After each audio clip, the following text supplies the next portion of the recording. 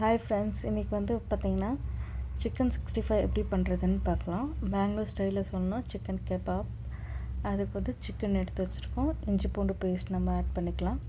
Next வந்து பார்த்திங்கன்னா இங்கே வந்து பெங்களூரில் சிக்கன் கெபாப்க்குன்னு தனியாக பவுடர் கொடுக்குறாங்க. 10 ருபீஸ் தான். எல்லாமே இருக்கும். நம்ம ஜிஞ்சர் கார்லிக் பேஸ்ட் அண்டு வந்து பார்த்திங்கன்னா நமக்கு வேணும்னா லெமன் அண்ட் வந்து எக் ஆட் பண்ணிக்கலாம். ஸோ அதையும் ஆட் பண்ணியாச்சு. இப்போது அதில் வந்து பாதி தான் நான் இப்போதைக்கு ஆட் பண்ணியிருக்கேன். நெக்ஸ்ட் வந்து பார்த்திங்கன்னா சால்ட். ஆல்ரெடி சால்ட் இருக்கும், நான் லைட்டாக தான் ஆட் பண்ணிக்கிறேன் அதுக்காக. நெக்ஸ்ட் வந்து பார்த்திங்கன்னா இப்போ வந்து கார்ன்ஃப்ளவர் மாவு அது கடையில் கிடைக்கும். நான் வந்து இது எதுக்காக எடுத்திருக்கேன்னா, எனக்கு வந்து ஒன்லி சிக்கன் மட்டும் சாப்பிட பிடிக்காது. எனக்கு அந்த லேயரும் சேர்த்து சாப்பிடும்போது தான் எனக்கு அந்த டேஸ்ட் ரொம்ப பிடிக்கும். ஸோ அதனால் எனக்கு பிடிக்குன்றதுனால நான் ஆட் பண்ணிக்கிறேன். உங்களுக்கு வேண்டான்னா சிக்கன் 65 மசாலாவோடு நீங்கள் ஸ்டாப் பண்ணிக்கலாம். நான் எல்லாமே கொஞ்சமாக தான் ஆட் பண்ணியிருக்கிறேன். அப்புறம் வந்து பார்த்திங்கன்னா நான் ஒரு எக் ஆட் பண்ணிக்கிறேன் இதில்.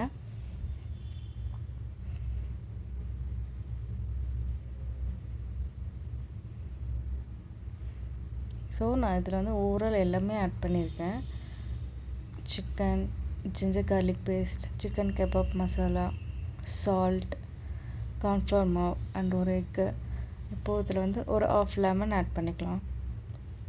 நீங்கள் லெமன் ஆட் பண்ணும்போது பார்த்திங்கன்னா அதுன்னு அந்த லெமன் வந்து உங்களுக்கு தனியாக ஃப்ளேவர் ஒன்று கொடுக்கும். நீங்கள் ஆட் பண்ணாமலே செஞ்சு பாருங்கள், ஆட் பண்ணி செஞ்சு பாருங்கள். நான் வந்து கொஞ்சம் குவான்டிட்டி இருக்கிறதுனால ஆஃப் லெமனோடு ஸ்டாப் பண்ணிக்கிட்டேன்.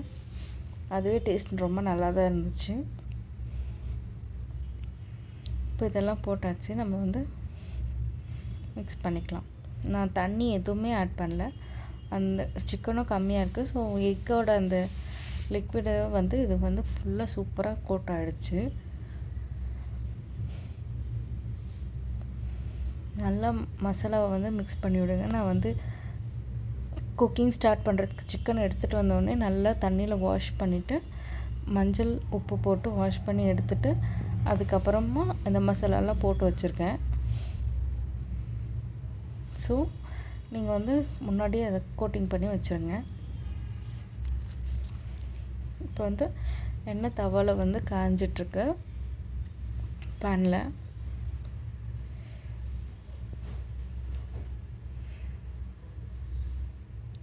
நம்ம போட்டதும் சிக்கன் செஞ்சு வச்சதும் ஒரு 10 to 15 மினிட்ஸ் நல்லா மேக்னேட் ஆகிருக்கு. எண்ணெய் நல்லா சூடாக இருக்கும்போது விட்டோன்னா நல்லா குக் ஆகும்.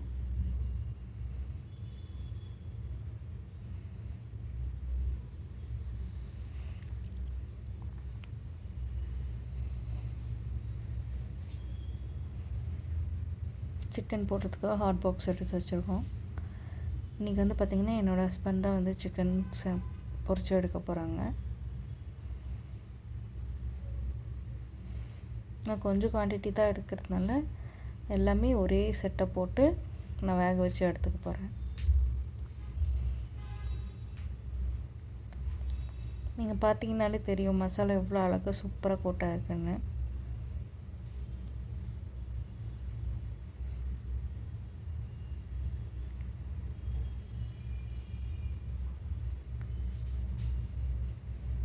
இந்த மாதிரி கேப் இருக்கிற இடத்துலலாம் நீங்கள் சிக்கன் போட்டு எடுத்துக்கோங்க. அப்படி இல்லை நீங்கள் 2 பேட்சாக பிரிச்சுக்கிறதுனாலும் ஓகே தான். ஒரே பேட்சை போட்டு நான் எடுத்துக்கிறேன்.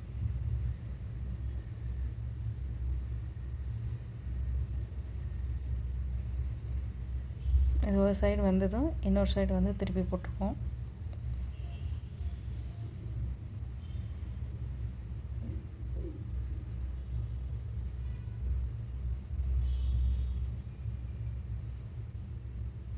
நீங்கள் மற்ற மசாலா போட்டிங்கன்னா ஒன்லி சிக்கன் அது லேயர் வந்து கரெக்டாக இருக்காது, சிங்கிள் லேயராக இருக்கும்.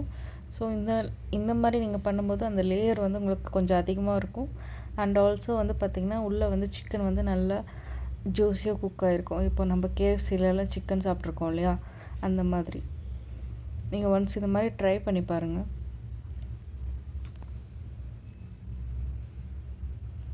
இது நல்லா வேக விடணும். பிகாஸ் வெளியே வந்து நம்ம வந்து கோட்டிங் வந்து நிறைய கொடுத்துருக்கிறதுனால ஃபஸ்ட்டு அந்த மேலே இருக்க அந்த மாவெல்லாம் வந்து நல்லா வெந்து வந்ததும் உள்ளே இருக்கிற சிக்கன் வந்து ஆட்டோமேட்டிக்காக வெந்துடும். அண்ட் ஆல்சோ இதில் இருக்கிற மசாலாவும் நல்லா அதில் கோட்டிங் ஆகும்.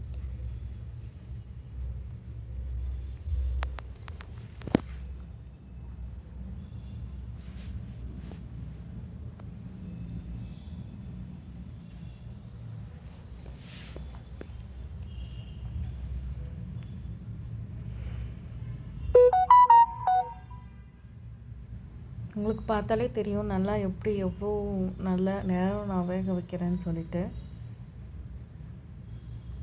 நான் வந்து உங்களுக்கு இந்த வீடியோவில் ஃபஸ்ட்டு எண்டு வரைக்கும் என்ன ப்ராசஸ் பண்ணோம் அப்படின்றது ஃபுல்லாக கொடுத்துருக்கேன். ஸோ அதை எவ்வளோ நேரம் வேக வச்சேன் அப்படின்னு ஓவராலாக உங்களுக்கு வந்து பார்த்திங்கன்னா ஒரு நல்ல அது இப்போ சிக்கன்லேயே நமக்கு வந்து 2 வெரைட்டிஸாக கிடைக்குது இல்லைங்களா. ஸோ இது வந்து ரொம்ப சாஃப்டாக இருக்கிற சிக்கன். ஸோ நமக்கு வந்து மேலே போட்டிருக்க அந்த கோட்டிங்கும் அந்த சிக்கனும் நல்லா குக்கானா ஓகே.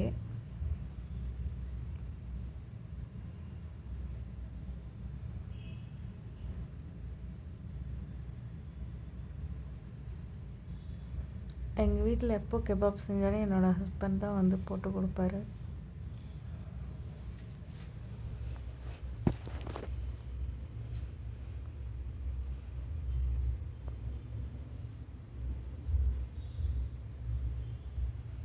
அது நல்லா திருப்பி விட்டுட்டே இருங்க. அவருக்கு திருப்ப தெரியல. ஸோ அது நல்லா நீங்கள் திருப்பி விட்டுட்டே இருக்கும்போது அது நல்லா சூப்பராக வெளியே ரொம்ப கிறிஸ்பியாக உள்ளே ரொம்ப ஜூஸியாக அழகாக குக் ஆகிட்டு வரும் நமக்கு.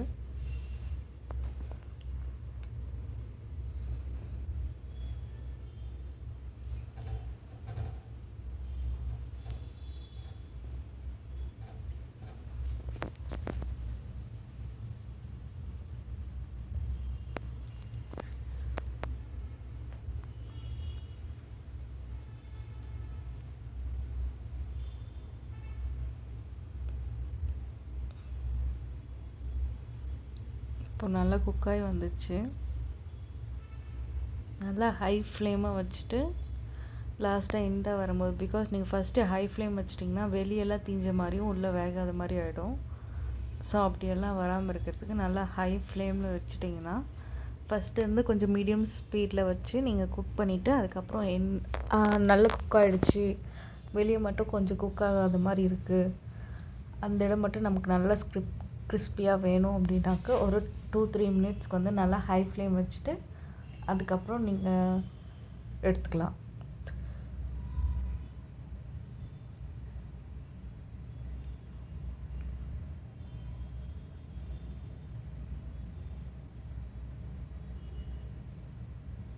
இதுக்கு நிறைய எண்ணெய் விடணும் அப்படின்றதெல்லாம் அவசியம் இல்லை. நம்ம வந்து மசாலா போடுறதுலேயும் அந்த சிக்கனை பொரிச்சு எடுக்கிறதுலேயும் தான் இருக்குது.